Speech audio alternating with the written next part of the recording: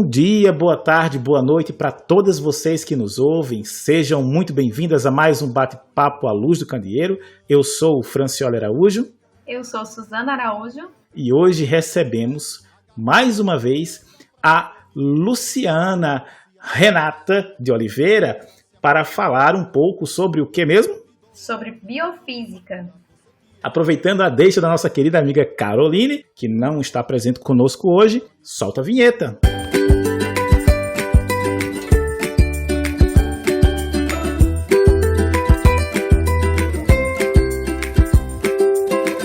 Seja muito bem-vinda, Luciana. Obrigado por aceitar novamente esse convite de estar mais uma vez aqui. Embora seja um pouquinho diferente do jogo, né, da Globo, estando 3 vezes aqui, você já passa a integrar a equipe, a Luz do Candeeiro. Então, mais uma participação. Chame, então. Olha, já que a gente vai falar um pouquinho sobre esse negócio de biofísica, eu eu tento ser um pesquisador e, como diz o Jefferson, a gente tem que correr atrás daquelas bases de pesquisa, né, de alto impacto. Então, eu sou meio metido, fui olhar na Nature e na Science Direct, e lá fui procurar saber o que era biofísica e disse assim, né, que é o estudo dos fenômenos e processos físicos nas criaturas vivas, em escalas que compreendem moléculas, células, tecidos e organismos. Tem mais algumas coisinhas aqui, mas eu vou pegar agora um pouquinho, né, pinçar ali também da Science Direct, que ele diz que algumas áreas, né, que são destaque dentro da biofísica são algumas técnicas relacionadas à microscopia eletrônica, adoro, elétrons, fluorescência, ressonância nuclear magnética, bioquímica, DNA, lipídios e microscopia. Nossa, é um mundo vasto, hein? Bastante. Gente, e como o Francioli já falou, a gente hoje tem o prazer de compartilhar essa bancada com a Luciana, mais conhecida como Lu. E Lu, ela participou do episódio 80, falando brilhantemente sobre a trajetória dela na academia, né? Um episódio bacana que a gente vai deixar o link aqui para vocês escutarem, se ainda não tiveram essa oportunidade. O nome do episódio é As Batalhas da Mulher na Academia. E Lu, ela é bacharel e mestre em Física pela Universidade Federal de Santa Maria, doutora em Física pela Universidade de Bolonha, na Itália, possui pós-doutorado em Física também pela Universidade Federal de Santa Maria, em Biofísica pela Universidade do Texas, tem um outro pós-doutorado em Biofísica no Instituto do Coração da USP e atualmente é professora na Universidade Federal de Santa Maria. Eu tenho um orgulho enorme dessa mulher. A gente se conheceu há algum tempo, porque fazemos parte de um mesmo grupo, que é o Grupo de Mulheres do Brasil. E ela tem liderança focada na valorização dos cientistas e ações em STEM. Ela tem muito que acrescentar, tanto nessa área voltada para as mulheres, mas hoje a ideia é a gente falar um pouquinho de biofísica. Lu, eu falei sobre de onde você vem, as suas formações, mas nos fala aí um pouquinho qual é a tua área de interesse em pesquisa atualmente. Oi, gente. Primeiro, obrigada, né, por me receberem mais uma vez aqui. Ai, a minha DM do Instagram tá cheia de gente me pedindo pra voltar. Voltei os meus fãs. E hoje aqui, para aprofundar um pouco mais sobre a minha área de pesquisa, que eu amo, sabe? E pelo que o Francioli já disse, é isso mesmo. Biofísica pode atuar em muitas escalas diferentes, muitos sistemas diferentes. Eu mesma já estudei muitas coisas que vão desde o nível de tecido até molecular, então, assim, é bem interessante. Atualmente, eu estou estudando algumas proteínas que são relacionadas aí com adesões focais, que quem é da biologia conhece melhor, mas são alguns grupos de proteínas que têm a ver com a mecânica da célula, como a célula reage a estímulos mecânicos, e foi um trabalho que eu iniciei lá no Instituto do Coração. E aí eu faço isso em 2 níveis, né? Tanto na parte de molecular mesmo, de ver a interação dessas proteínas, e também na parte mais sistemática, que eu chamo, que seria de ver como que essas proteínas reagem aí, né, a todos os estímulos que elas recebem. E também outras coisas, né, que me interessam, e que é a minha grande área de pesquisa aí, então, né, seria fazer modelos matemáticos, e eu chamo de estocásticos. Para quem não sabe, estocásticos são modelos probabilísticos de sistemas biológicos. E já passei, como o Francioli falou para mim antes, ele gosta muito da parte de hidrofobicidade, eu estudei superhidrofobicidade, então imagine, lá no meu mestrado eu estudava a interação de gotas de água com superfícies superhidrofóbicas, que são essas superfícies onde uma gota ela fica bem redondinha em cima, então a gota não penetra, né, nessas superfícies. Então eu fiz um estudo todo... Eu sou teórica, gente. Eu faço muitas coisas que são aplicáveis, mas a minha pesquisa ela é bastante teórica, então eu fazia modelos computacionais aí para descrever essas gotas, né? E entender quais propriedades que levavam realmente elas a não penetrar no material. Depois, durante o doutorado, me aprofundei muito em sistemas estocásticos e interação bioquímica das moléculas, e estudei câncer, estudei relação com neurônios, estudei várias coisas diferentes lá também. Quando eu entrei no pós-doutorado, estudei Alzheimer. Então, só para trazer aqui, eu, pessoa física, o meu CPF, quantas coisas eu já estudei aí, né? E quando eu tava lá em Dallas, aí que eu na Universidade do Texas, que eu me aprofundei aí também no estudo das interações de proteínas na membrana plasmática, também muita microscopia, muita análise de imagens, as coisas que o Francioli citou antes. Vou até anotar, porque quando eu tiver que falar de biofísica, vou citar as coisas que citou antes, que já me ajuda aí, né? Porque às vezes a gente tá tão dentro e é difícil levar para as outras pessoas aí o que a gente faz. Lu, e assim, eu acho fantástica a tua trajetória, porque se eu pegar hoje um aluno que está ingressando na faculdade de física, ele não tem absolutamente nenhuma noção do que é possível fazer com a física. Acho que a gente acaba focando muito, assim, até mesmo se você entra na licenciatura, você, evidentemente, eu vou né, lecionar. Mas o bacharelado, muitas vezes, eu vejo assim, que as pessoas têm aquela falsa impressão, às vezes nem tão falso assim, de que vou terminar e provavelmente vou ficar desempregado. Porque vê uma coisa, vê a física como algo muito fechado, restrito, né? E na verdade ela é extremamente ampla, né? Exatamente.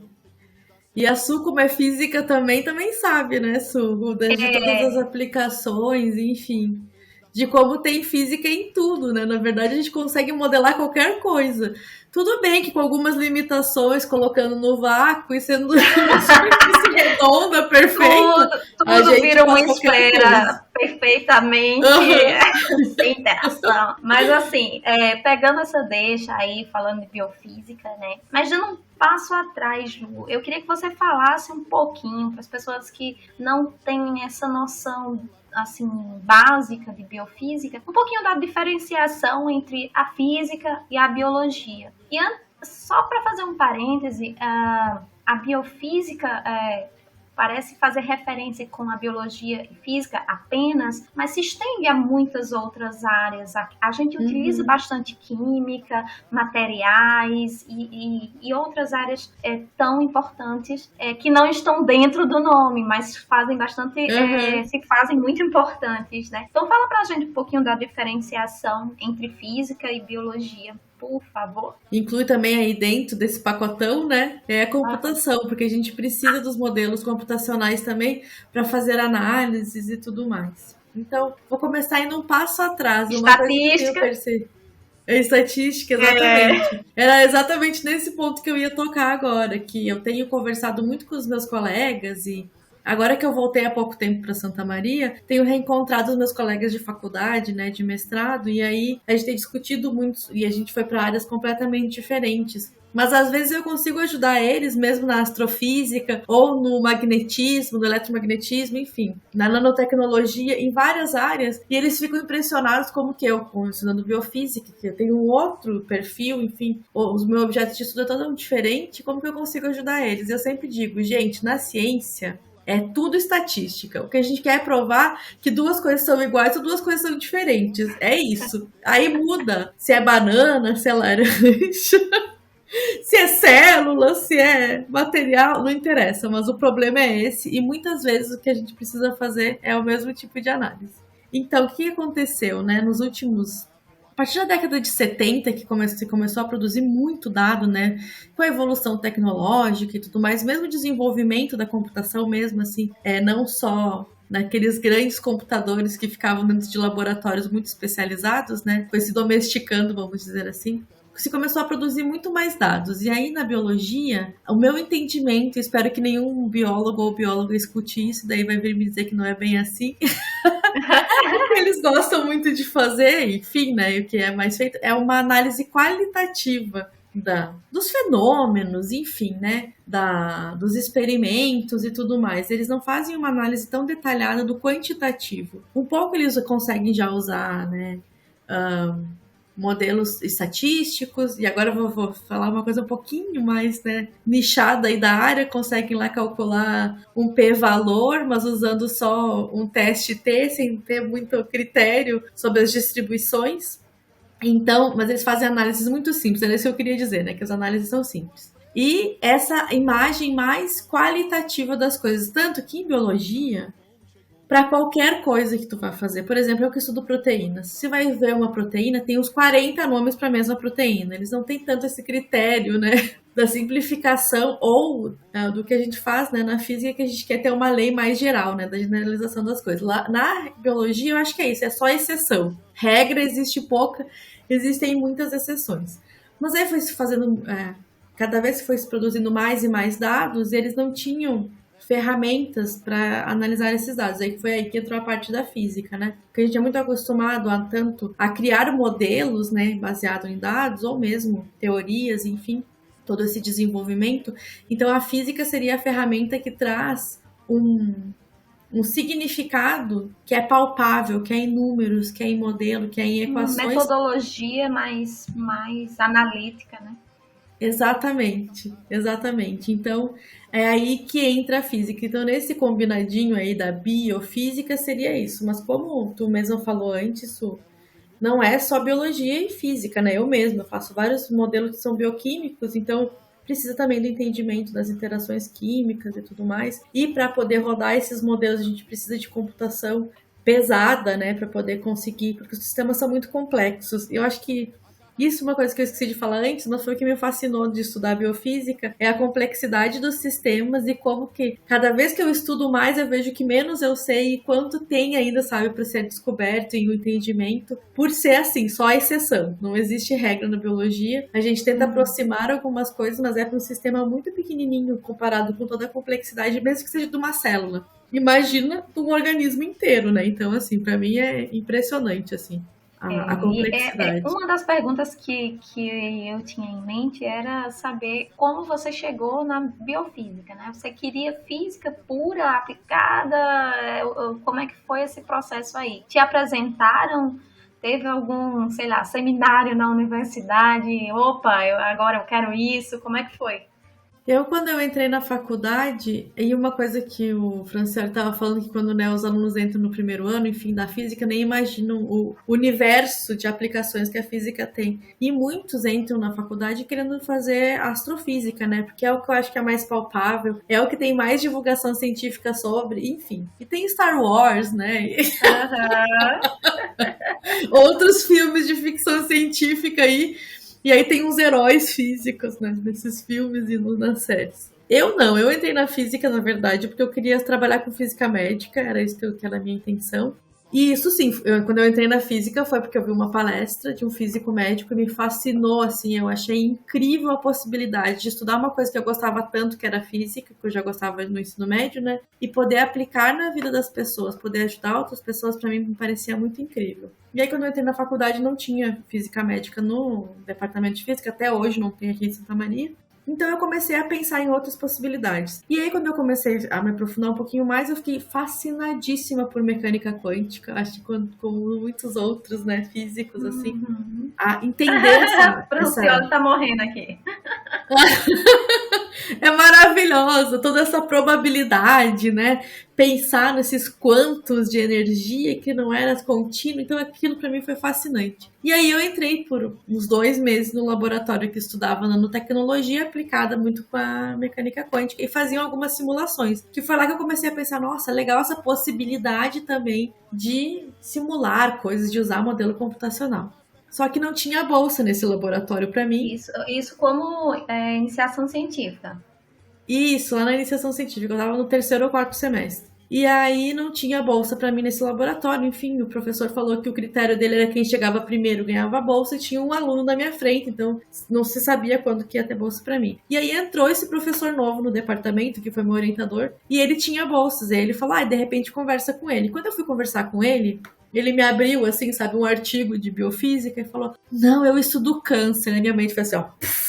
Eu falei, não, é isso que eu quero estudar, é isso que eu quero fazer. Eu falei pra ele, eu trabalho de graça, não tem problema, eu quero trabalhar contigo, é isso que eu quero fazer. E aí, enfim, eu comecei a trabalhar com ele, ele foi meu orientador no mestrado, na graduação, né, na iniciação científica, e no mestrado também, depois quando eu voltei pro Brasil, e hoje em dia nós somos colaboradores, e foi ele que me introduziu, então, aí, a toda essa complexidade da biofísica. Ele deve sentir um orgulho danado, né, de você e de ter apresentado esse mundo para você, e hoje você tá voltando e ser uma colaboradora.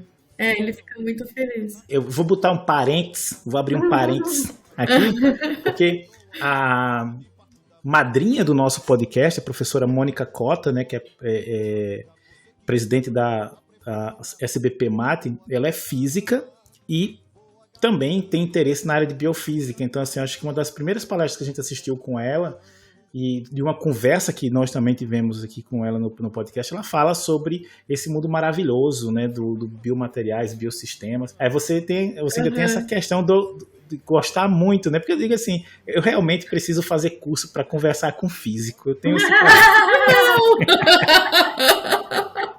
Mas acho assim fascinante, porque quando eu dou aula, as disciplinas que eu ministro são normalmente muito ligadas à física ou à química, pouco à biologia, mas tem essa ligação. E eu vejo muito assim que o problema do estudante muitas vezes é, isso no curso técnico, e muitas vezes se estende para o curso superior também, até doutorado, é a questão de você ter a capacidade de observar, né? Que eu vejo o físico desenvolver. A capacidade de observar os fenômenos e depois traduzir aquilo para números. Isso eu acho fantástico. Não é minha praia, definitivamente. Não importa quanto Star Wars me inspire, mas assim, eu realmente acho fantástico. Eu acho que quando a gente consegue mostrar para as pessoas, mostrar para as pessoas que estão aí indecisas ainda, né? Que curso eu vou fazer, seja isso a nível de graduação, mestrado, doutorado, ver todas essas possibilidades, né? E como essa capacidade de observar, ela é extremamente importante para a nossa formação enquanto pesquisador, né? Com certeza. A curiosidade também faz essa pessoa, né?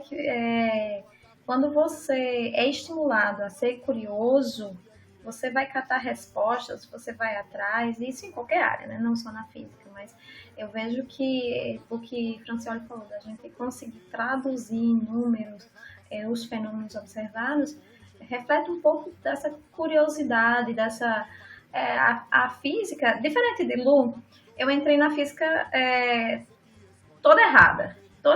Eu pensei que eu ia fazer uma coisa, quando cheguei lá era outra.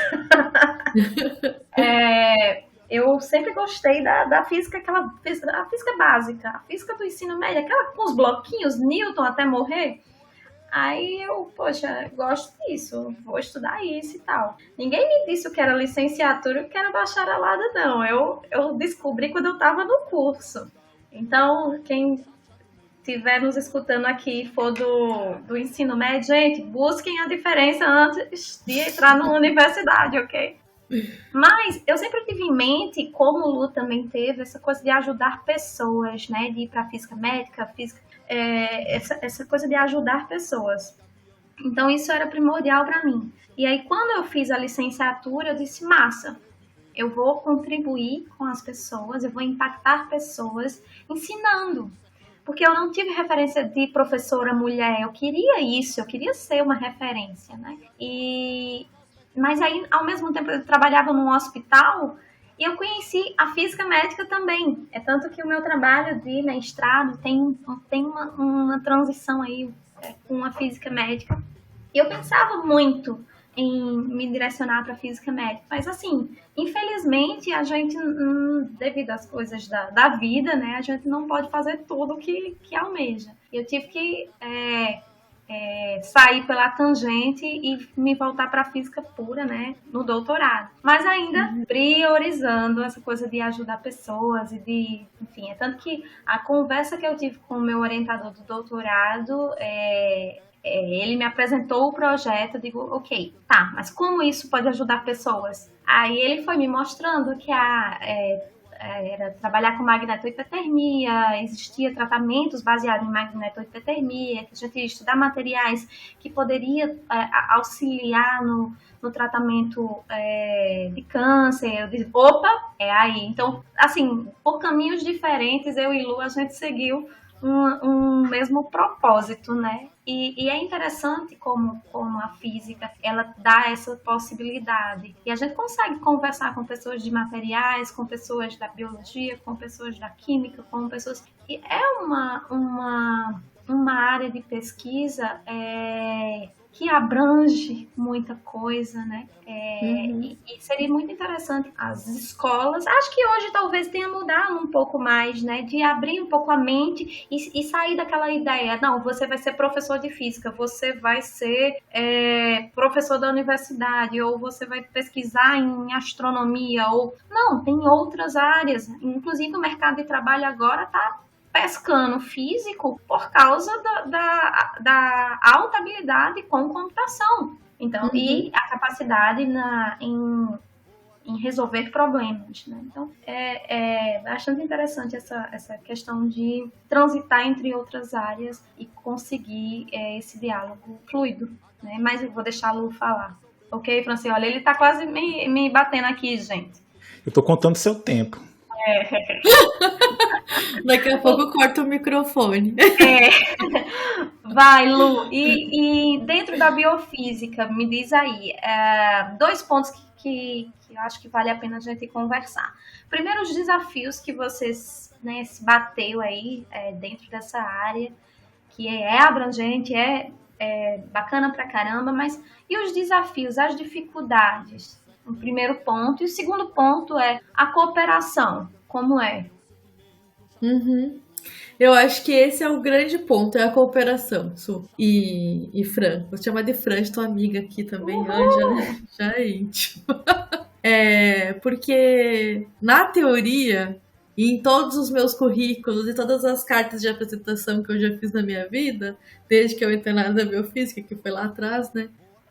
Eu sempre digo que eu sou uma pessoa que eu consigo colaborar, porque eu sempre trabalhei em times que são interdisciplinares e também, né, morei no exterior, então trabalhei com gente de todo mundo, não sei o quê. E realmente, eu sou uma pessoa comunicativa, eu não tenho problema de trabalhar com pessoas. Só que às vezes a comunicação com pessoas das outras áreas, ela é muito difícil, tem muita resistência. E tem resistência dentro da física também, porque quando, por exemplo, eu fui defender meu trabalho de graduação, tava lá eu empolgadíssima, né, querendo falar, nem contei disso, né, gente, que naquela época eu estudava árvore filogenética, que é de separação de espécies, e aí eu fiz um trabalho gigantesco físico de caminhada aleatória sobre o DNA para separar a molécula, enfim, foi maravilhoso o trabalho, na minha opinião, né, amei o trabalho e tudo mais, fui lá e apresentei, e os professores, assim, um pouco chocados, sem entender muito bem o que eu tinha feito, e falaram assim, tá, mas e a física? Sendo que todo o modelo era física, só que, claro, quando eu ia explicar pra eles, eu focava muito mais na biologia, porque eu pensava, eles entendem menos da biologia, então eu vou focar um pouco mais na biologia. Então,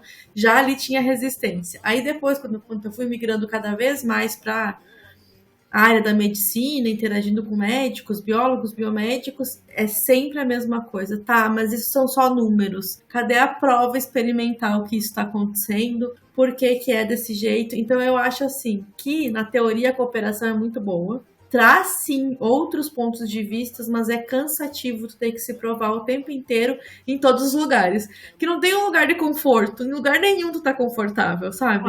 Dentro da física, duvidam de ti porque é muito biologia. Aí tu é muito física, óbvio, né? Dentro da biologia, não, é muita física. Aí vai falar com a computação, mas é que isso daí tu usa, sei lá, programa que é só de aplicação, não usa nem programa de base, não é C, sabe? Então assim, ó, em qualquer lugar que eu tivesse, é sempre a resistência.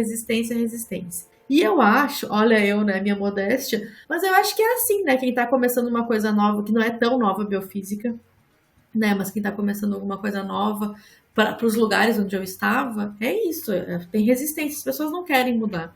As pessoas querem continuar, os biólogos fazendo os experimentos lá, repetir 40 vezes a mesma coisa.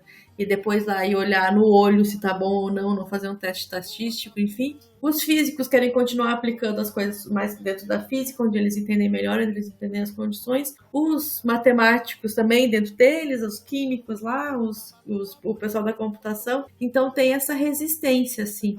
Só que, para mim, me serviu como um grande aprendizado. Assim, hoje em dia, tudo que eu aprendi de interagir com todas essas pessoas, e hoje em dia eu acho que eu já consigo... talvez o Francioli, porque a sua, acho que ela tá achando que eu tô falando tudo bem simples, mas não sei. Francioli, de repente tá pensando, meu Deus, essa louca tá falando um monte de coisa complicada, mas eu acho que eu aprendi a simplificar a minha linguagem, o jeito que eu me expresso, e quando eu falo do meu trabalho também, graças a essas colaborações, que eu acho que se eu tivesse ficado só dentro da física, provavelmente eu ia, sabe, falar de outro jeito, enfim, ia me preocupar muito menos de passar as minhas ideias e tudo mais. Hoje de manhã mesmo eu estava tendo uma reunião com a minha colaboradora de São Paulo, que a gente precisa fechar esse artigo, então a gente estava discutindo e tal. E ela de novo, mas eu não entendi por que tu faz desse jeito, porque o experimento a gente poderia fazer de outro jeito, não sei o quê. Aí lá vou eu de novo, sabe, explicar a mesma coisa pela milionésima vez, porque é difícil, não entra na cabeça das pessoas. Então, o maior desafio é esse, que é isso, é a maior vantagem e desvantagem é essa, é a colaboração. A colaboração é muito boa para te aprender e, na minha opinião, ser desafiado é bom, né? Porque aí tu vai aprendendo mais, enfim, vai aprofundando. E aí também é o maior desafio, porque daí a pessoa te duvida e às vezes tu cansa, sabe? De ter que ficar se provando toda hora. Acho que é isso. Francioli, pode falar. Eu acho fantástica essa tua colocação. E assim, vai muito ao encontro de uma coisa que eu sempre falo, assim, né? Eu já leciono há alguns anos. Eu sempre vejo que, até mesmo dentro do curso, você vê as disciplinas, muitas vezes elas não se comunicam. E os detentores, né, das cadeiras, eles fazem questão que você não tenha esse diálogo. Então, assim, dentro das áreas de conhecimento, você tem essa problemática de não se comunicar uma coisa com a outra. E aí, muitas vezes, eu vejo assim, o jovem fica perdido, mas para que serve isso? E às vezes o professor parece que também não sabe para que serve. E aí quando você coloca duas áreas da mesma disciplina ou da mesma área de conhecimento para conversar, você já começa a melhorar a coisa. E aí quando você começa a trazer mais interações com outras áreas, a coisa funciona bem. Mas nós não somos treinados na academia para fazer isso, né? E isso é muito triste. Porque os egos da academia são tão inflados que só Jesus na causa. Mas assim, a minha formação foi uma formação muito técnica. Nós tínhamos toda essa parte. Imagina só, você chegar, a gente fazia ensaios de fluorescência em minerais, difração em minerais, microscopia eletrônica, e a gente tinha que explicar isso para o garimpeiro. A gente tem que ir para o garimpeiro. Legalizado, nossa, tá, gente? Legalizado. Tô falando de garimpeiro legalizado. E a gente tem que falar com esse público, né? Que muitas vezes era um público que não tinha ensino fundamental. Então, assim, para mim foi uma grande escola.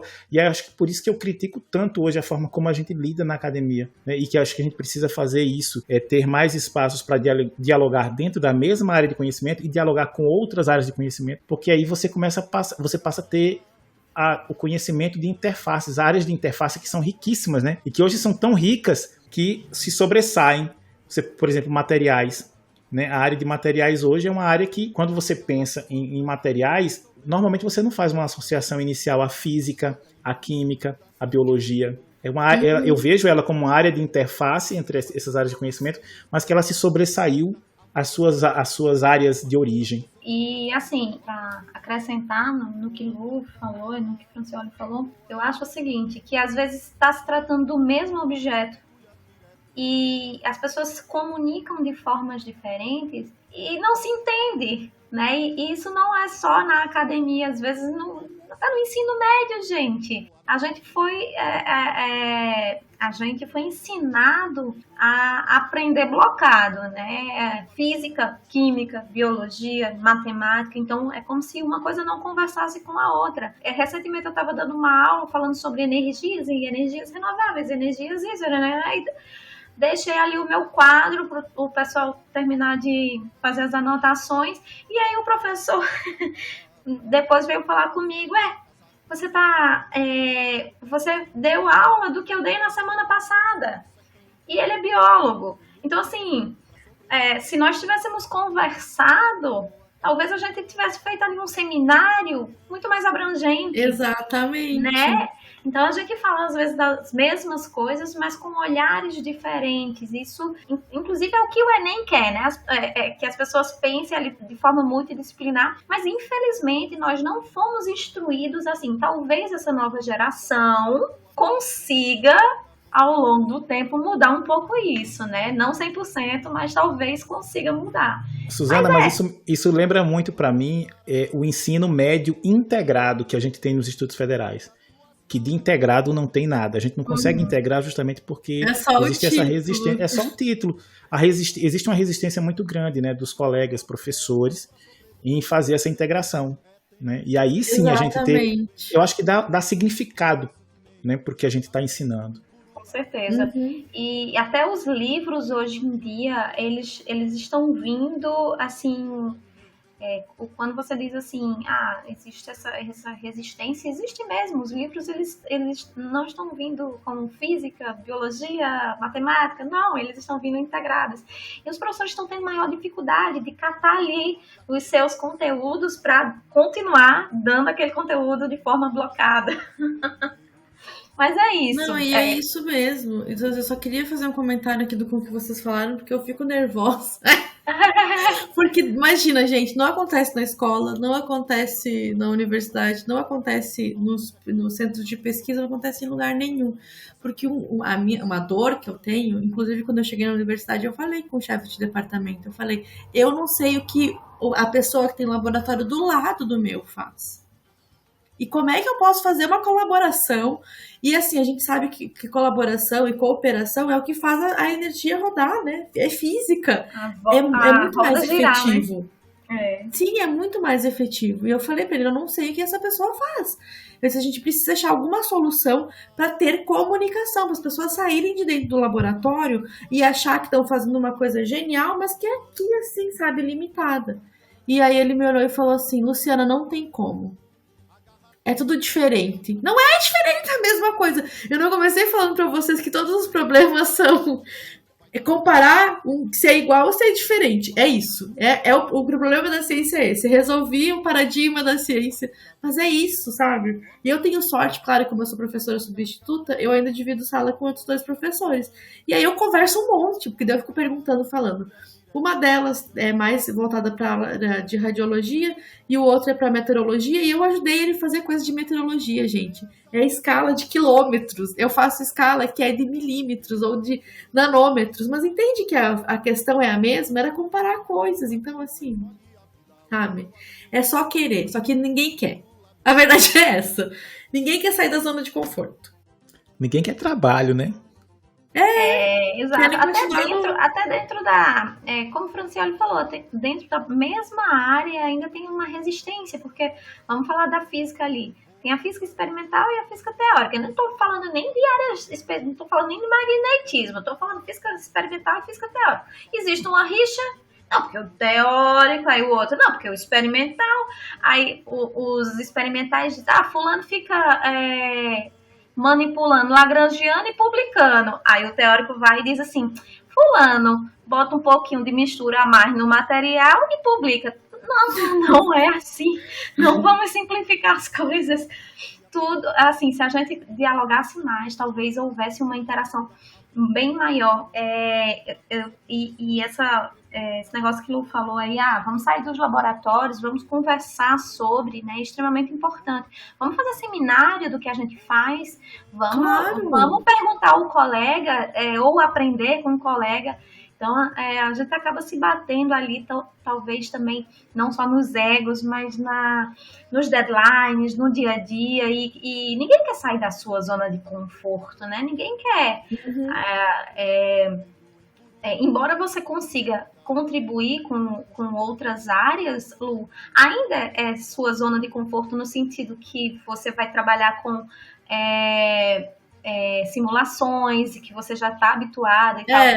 Pode ser diferente, assim, o objeto é diferente, mas a a metodologia vai ser a mesma, mas é difícil a gente sair da zona de conforto mesmo, né? Mas é importante a gente conversar e, enfim, trocar ideias sobre isso.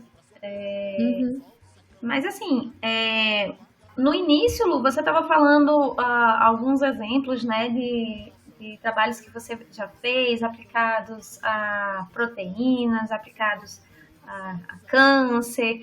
Fala aí um pouquinho mais do impacto, né, desses estudos, não só os seus, mas esses grandes estudos da biofísica, esses impactos na sociedade. Então, gente, assim, eu posso ficar falando, claro, só dos meus, né? Mentira, eu vou falar em geral. É muito interessante a gente pensar, né? Eu tava pensando sobre essa questão e aí me veio um exemplo que eu acho que resolve bem aí esse dilema, né? Se existe, gente, especificidade de remédio, de ação de remédio, é por causa da biofísica. Foram grandes biofísicos aí que demoraram anos e anos e anos pesquisando, apesar de a gente pensar, não, é afinidade, é química. Não, essa parte mesmo de interação entre moléculas, nesse nível, né, é biofísica. E para quem não sabe, vou contar aí um pouquinho da biologia, então, que eu já usei esse exemplo para um concurso, que inclusive eu ganhei lá um prêmio, que era de falar assim da sua própria pesquisa como se fosse falando com a sua avó, né? E aí, na célula, né, a gente tem várias proteínas, tudo que tem dentro da célula é proteína praticamente. Elas são, vamos dizer assim, a população da célula é feita de proteínas, diferentes proteínas, como se fosse, né, num prédio, assim. E aí, os receptores são as recepcionistas da célula. Então, qualquer estímulo externo vai ser esses receptores que vão receber, que são recepcionistas, né? Então, vai dizer, por exemplo, assim, eu vou ter que sentir dor. Então, nos neurônios vai chegar os receptores que vão lá e vão fazer um sinal bioquímico, que seria como uma ligação. Vai ligar lá e vai dizer, tem dor. E aí vai ligar para as outras proteínas, só que a gente tem que pensar que nenhum processo ia ser direto, né? Ele vai passar por vários setores até chegar lá no núcleo, que seria o presidente da empresa. E aí, então, essa interação entre certos remédios e as células, ou enfim, especificidade de tecido, começa tudo por causa dos receptores. Então, um grande estudo de biofísica, uma grande parte da biofísica, estuda aí, então, como que os remédios, as drogas, né, vão agir no corpo com a especificidade. E um dos grandes estudos aí, então, é de achar drogas que consigam matar células cancerígenas com especificidade. Porque qual é o problema? Todas as células têm a mesma conjunto de proteínas. E aí, algumas têm uma quantidade maior, têm uma função diferente, mas no fundo é tudo um saco da mesma coisa. E aí, como que tu faz para saber que aquele remédio está agindo só nas células cancerígenas e não nas outras, porque senão tu vai estar matando todas as células. É a mesma coisa com a radiação, né? Porque a radiação também não tem tanta especificidade, tem o tamanho do feixe pode, né, ter mais especificidade, mas altera um pouco o ambiente. O ambiente, eu ia dizer o environment, mas o ambiente. No caso, ele não é seletivo, né? Ela não é muito seletiva, então o desafio é tornar ela seletiva para um ponto específico. Exatamente. É uma necessidade, né? Uhum. E aí, por isso que a gente tem tantos estudos, então, por exemplo, de especificidade de drogas nas células, e aí, claro, nas células cancerígenas mais, porque, por exemplo, se eu tenho dor de cabeça e eu quero que haja nos receptores lá que tá me dando dor, e eu tomar, e aí agir no receptor que dá a minha dor no ombro, não vai ter uma grande consequência, né? Ok, tá ali, tá dentro do fator dor.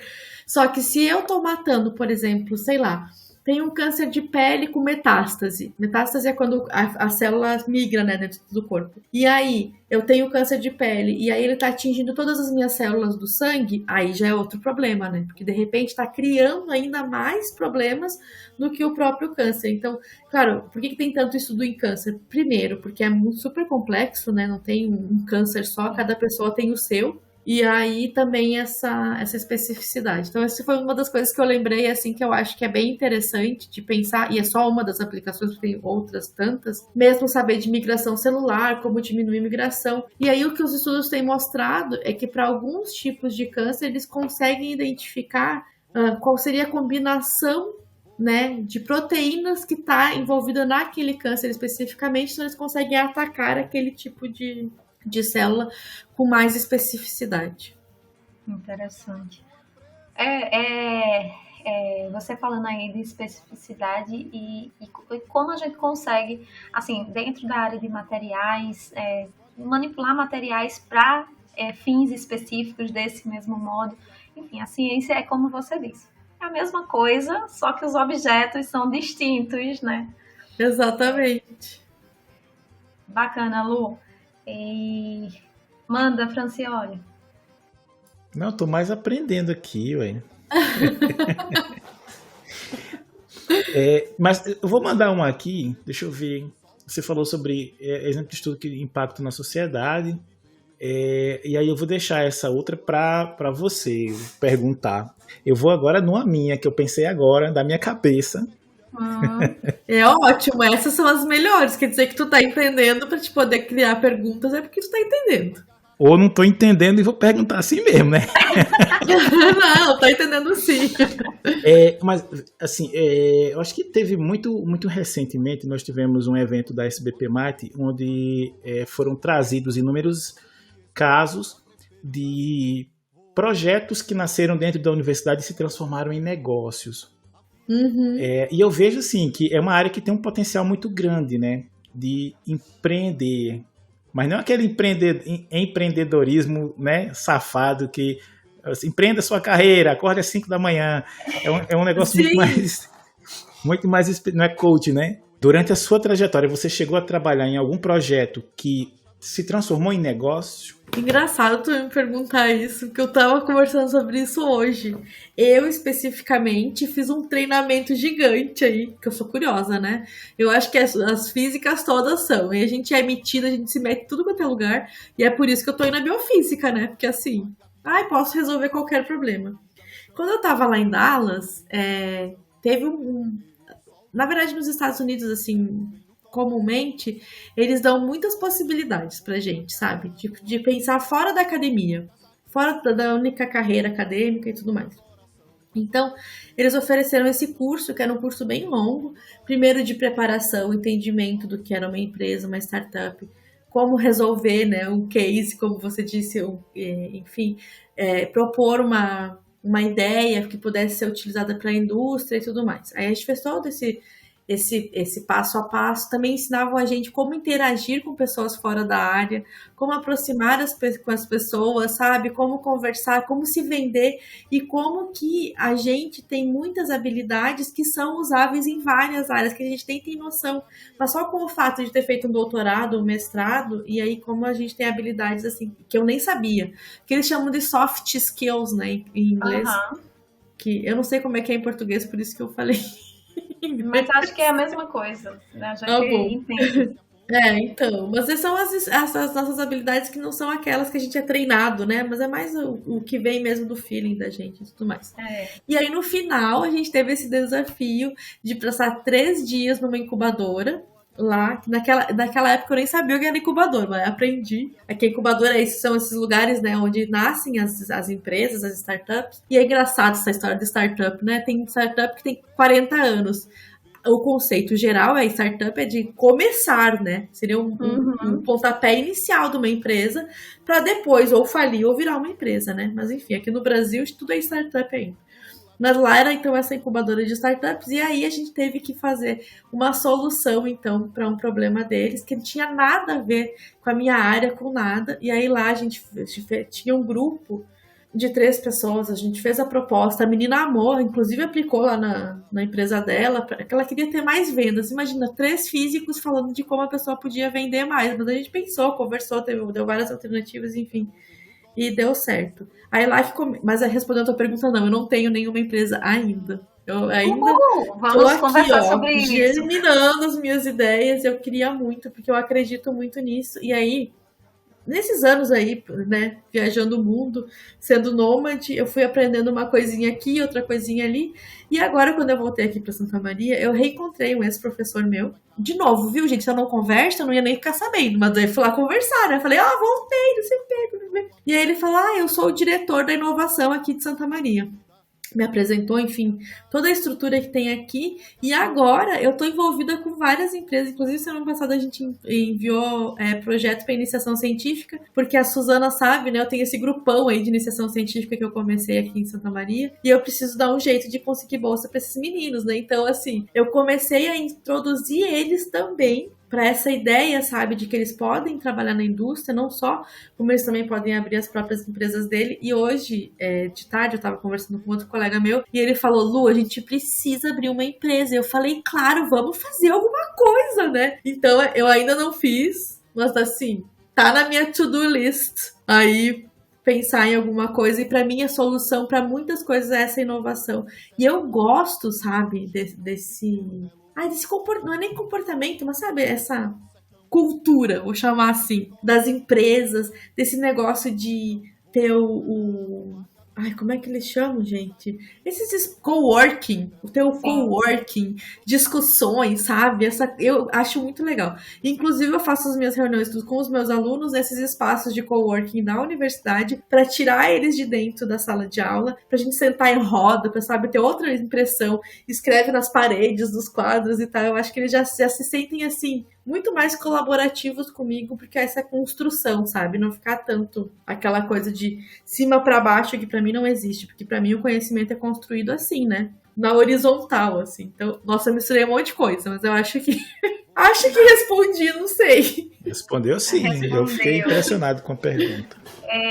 Foi uma excelente pergunta, Franciela, obrigada por ela. E é bem interessante porque sai um pouquinho dos moldes, né, que a gente vê aí na academia, e é uma coisa que, inclusive, a gente debateu num episódio passado. A gente falou sobre essa relação da inovação, da relação indústria e academia, né, em termos de inovação.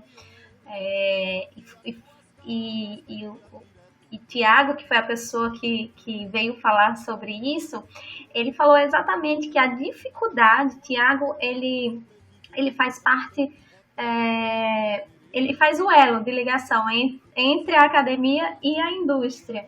E ele disse que a dificuldade é exatamente essa, a comunicação, né, principalmente saindo da academia para a indústria. A indústria, ela quer novidades, ela quer inovação, mas muitas vezes paga fora do país, porque aqui não tem esse diálogo. Então, gente, eu estou impactada com a resposta de Lu, amei saber que ela está também se enveredando aí por esse caminho. É um caminho importante, fazer as pessoas pensarem fora da caixa, né?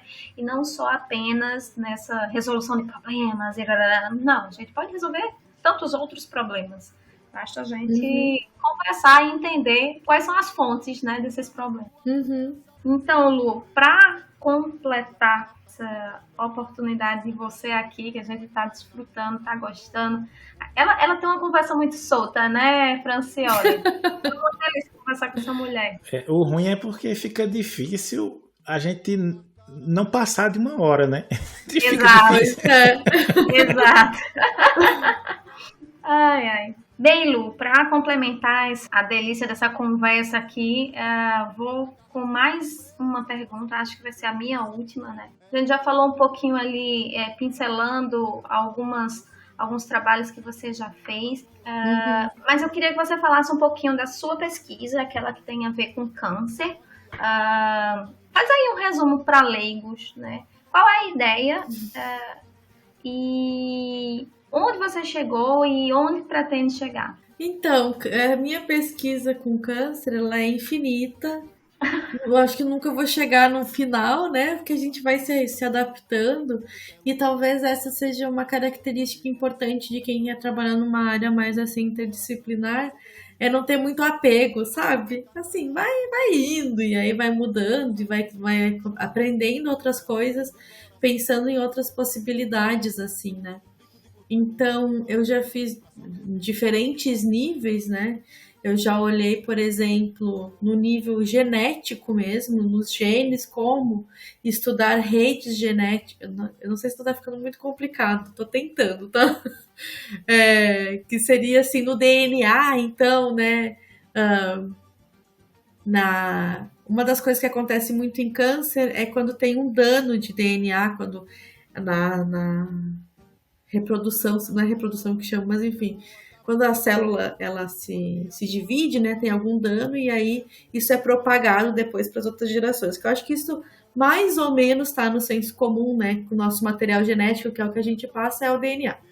Então eu já estudei nesse ponto do DNA muito assim primitivo, né, vamos dizer assim, da ideia do câncer e tudo mais. E no trabalho mais recente que eu fiz era mais essa interação então dos receptores, como eu tinha falado antes, das recepcionistas, né, lá das células, só que era numa coisa específica. Então eu queria só contar um pouquinho que eu acho que é interessante até para as pessoas entenderem.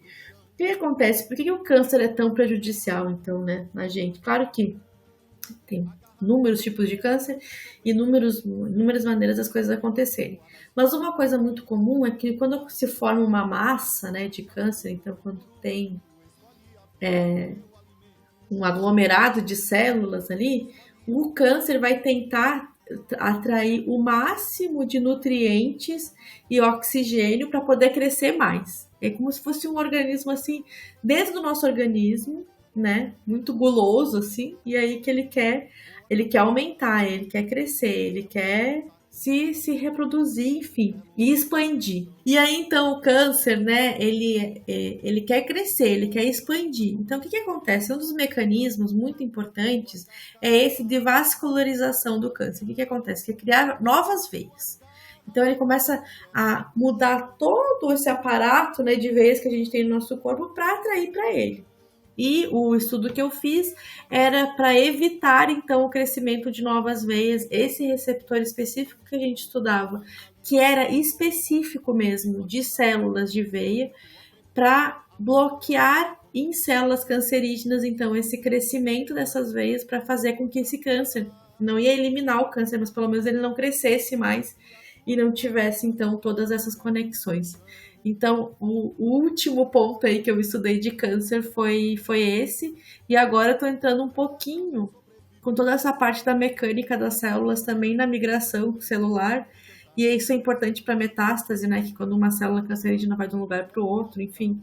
Então, alguns estudos nessa área aí também. Então, mas como eu disse, é infinito, é muito ampla essa questão para mim, então eu acho que eu nunca vou parar de estudar. É só assim, uma pincelada, né, do que eu venho fazendo aí nos últimos anos. E é legal a gente ver que esse é um dos aspectos da ciência incremental, né? Porque normalmente, embora a gente saiba que são as perguntas que movem o mundo, mas nem sempre uma pergunta ela vai ter, ao final de um doutorado, eu que o diga, uma resposta. Não. Você pode gerar aí um número maior de perguntas, né? Eu acho que talvez é até melhor que você gere mais perguntas, porque colocar um ponto final, né? Eu acredito que sim. É muito difícil. Acho que esse negócio é ponto final em ciência, eu não sei se porque o negócio é válido até que provem o contrário. Exatamente. E como que vai colocar uma janela de tempo, né? Por exemplo, o tempo de um doutorado, de uma pergunta que com certeza é mais ampla e que não é linear, né? Porque quando tu começa a fazer a pesquisa, baseado nos resultados que tu vai encontrando, as coisas vão tomando outros rumos, né? Então não tem como a gente limitar mesmo. E talvez esse seja um aprendizado que os pesquisadores também precisam ter, né? De que as coisas não são definitivas. Com certeza, é uma coisa que eu sempre pensei nos projetos que a gente escreve. Eu vou pesquisar sobre tal coisa. Cara, e tu vai pesquisar sobre tal coisa e no meio do caminho tu encontra X situação.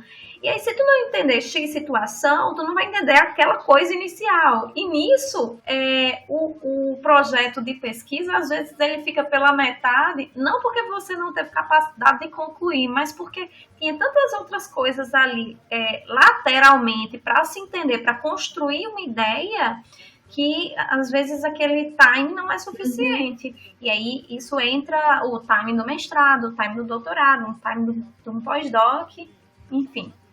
É isso, a ciência, ela se constrói dessa forma, com inquietações e tentando responder perguntas, mas como o Lu falou, né, são infinitas. Eu espero que as pesquisas voltadas para câncer, enfim, para doenças de modo geral, elas sejam muito frutíferas e nos dê retorno. E que a indústria farmacêutica, ela permita isso. Eu, particularmente, embora não seja treinado para falar com físicos e físicas, né, saio muito satisfeito desse episódio, entendi tudo, né, tirei minhas dúvidas. Queria agradecer imensamente a você, Lu, por aceitar mais uma vez o nosso convite, né, de participar. E tenho dito que a terceira participação já é... A gente só não assina carteira, né? Ainda.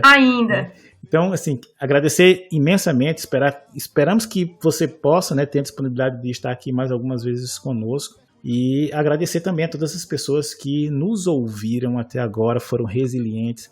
Lembrando a todos vocês que nós estamos nos principais agregadores de podcast e além de também estarmos no YouTube. E se você não tem como escutar os nossos episódios em nenhuma dessas plataformas, nós também disponibilizamos ele na nossa página, aluzdocandeeiro.com.br. Então você pode entrar lá e ouvir diretamente. Que é maravilhosa.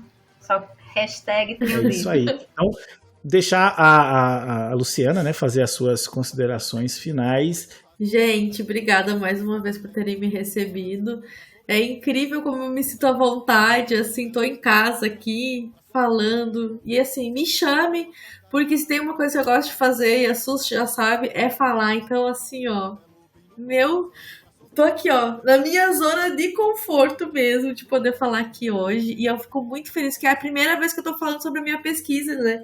Que as pessoas me chamam normalmente para falar mais da minha carreira, como mulher na ciência, todos os outros grupos que eu faço parte. Hoje eu vim aqui falar da minha pesquisa e eu fiquei muito, muito, muito feliz mesmo. Obrigada, tá, gente? Vocês são maravilhosos. Obrigada, Su, mais uma vez por ter me convidado. Ó, muitos corações. E quem estiver me ouvindo e quiser falar comigo, me procura lá nas redes sociais que eu respondo. Apesar das muitas DMs, eu respondo. Aproveitando esse momento, gente, recadinhos de coração. Nós vamos deixar aqui os links junto com o episódio, tá? Vai estar na descrição do episódio. Quem gostou da Lu falando também vai gostar do outro episódio que ela participou, do episódio 80. Então, aproveita e segue para ele, que também tá uma maravilha de episódio. Enfim, Lu, muito obrigada pela Francioli já falou, né? Foi maravilhoso ter você aqui mais uma vez. A gente espera outras tantas e seguimos juntas, querida. Obrigada. Um beijo. Tchau, tchau, gente. Tchau. Tchau, tchau.